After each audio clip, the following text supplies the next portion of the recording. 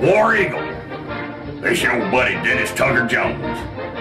They call me DT Jones, or DT for short. Anyway, what's the problem with all these, these Auburn players that come out of the closet, because they've gotten $500 handshakes and a few favors and everything down there, and everybody's all up in arms about it. What's the problem? I mean, the school's making millions, the coaches are making millions, believe me, and the advertisers are spending millions to make more millions. And who's making them the money? The ball players. And everybody's all up in arms about a $500 handshake and a few favors. Let me tell you something. It's toned down an awful lot since I was down there. I mean, these guys, they ought to be ashamed of themselves, these little paltry amounts of money. When I was down there, I got a brand new Ford Pinto just to start with, and then had money running out of my pockets and girlfriends from Lochapoka and Reeltown, Notasulga, Opelika, all over the place. Listen, and I'll tell you what, Coach Bryant had a lot to do with me getting that vehicle, but let me tell you something. I was a Terra Tuscumbia.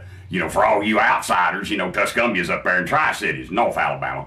Well, anyway, man, I was a linebacker, and I'd blow through that line like shit through a goose and just sack the quarterback on every play. They never did even get the ball off. All while I was in high school, the other opposing team didn't make no scores whatsoever. We didn't have much of offense either. If we got close enough, we'd kick a field goal. So, I mean, we'd beat them like a baseball score, like 3-0, 6-0, that kind of stuff.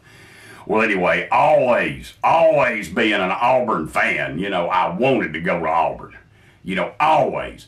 And, I went to Alabama to talk to Coach Bryant because there's a big difference between winning and losing. I was used to winning, and Alabama won all the time. Had a bunch of national championships. Of course, a lot of them are controversial, keep in mind. But anyway, I went down there and I talked to Coach Bryant and got an audience with him. He said, DT, he called me DT. He said, DT, he said, I'd love to have you, boy, but he said, I don't give out all the basketball, baseball, hockey, soccer. Yeah, they played all that back in. All them scholarships. He said, I give out every scholarship that the school's got. He said, I got like about 350 players, most of them sitting on the bench, but I just ain't got a room for you. He said, but I tell you what, he said, I think I might can get you on at Auburn. Well, my ears perked up then. I said, really? He said, yes, sir. He said, let me make a quick phone call. So he gets the phone. This is back when phones had a dial on them, He calls, and on the other end, picks up and says, Shug, it's Paul. They personally knew each other. He called himself Paul. They talked about the wife and the kids and everything, and he said, Shug, said, I got DT Jones sitting in my office. Yeah, you're right, boy, Terra Tuscumbia. Said, I ain't got no room for him. I didn't give out all the scholarships and everything, but said, I think you can get him for a brand new Ford Pinto. And the rest is history. I went to Auburn, and I started out just like everybody else as a tackling dummy. And I had that brand new Ford Pinto, girls, money running out in my pockets and everything. And, I had a stellar career down there.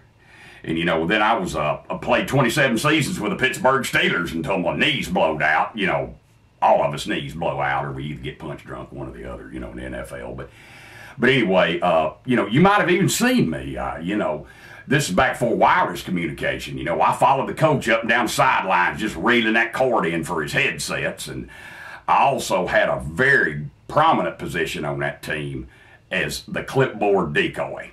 Now, you may not know what that is, but this is in the days before Belichick and his spy ring.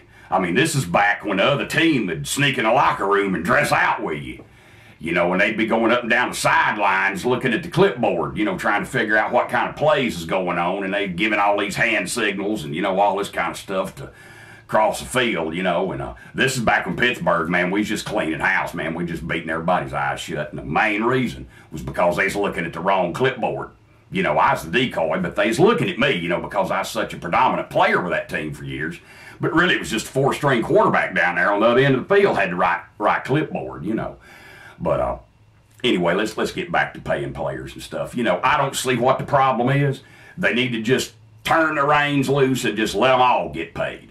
I never have understood, why they don't catch Alabama anymore on doing stuff like that. I mean, the only thing I can figure out is they just got great ball players and just a bunch of dumbasses. They could go somewhere else and get paid. But they go to Alabama and play ball, for nothing. What a bunch of stoops. Well, anyway, I tell you something else. You got all this, national championship stuff and, all this stuff about paying Cam Newton and all that. I mean, that's nonsense. They did the math down there, and they figured out they could dress out the New York Jets cheaper than they could pay him, and that's what they did. The big problem they had was that Hollywood makeup job they had to do on Sanchez every Saturday to pull it off. Well, anyway, pay them boys. You guys ought to be ashamed of yourself. Get off the hip and get them a Pinto or something. $500 my ass. That ain't nothing. Them boys need money. I mean, the price of crack and crystal meth, it ain't doing nothing but going up. They might get a girl in a motherly way or something, or need to get out of jail. They need money for those kind of things, And, there's going to be more come out about this, and before you know it, they're going to be paying in players. I can't talk right sometimes. Must be the crystal meth. Anyway, paying them, they're going to cut the coach's salary. That's where they're going to get the money to pay the players. You watch it down the road. Because I'm telling you what, could you see them coaches out there playing? They done hit after the prime of their life. They can't play. And the alumni, they a bunch of weasels. And the administration, they a bunch of suits. They ain't going to get out and play. The advertisers, it's the boys that's playing the game. They the ones that's making them the money. And that's who they need to be paying.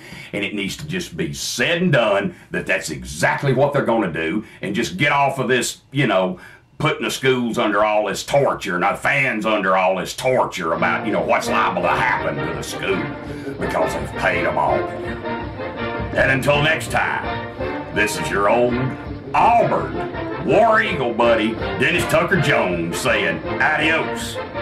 And for all you uneducated people out there, adios is Mexican for bye.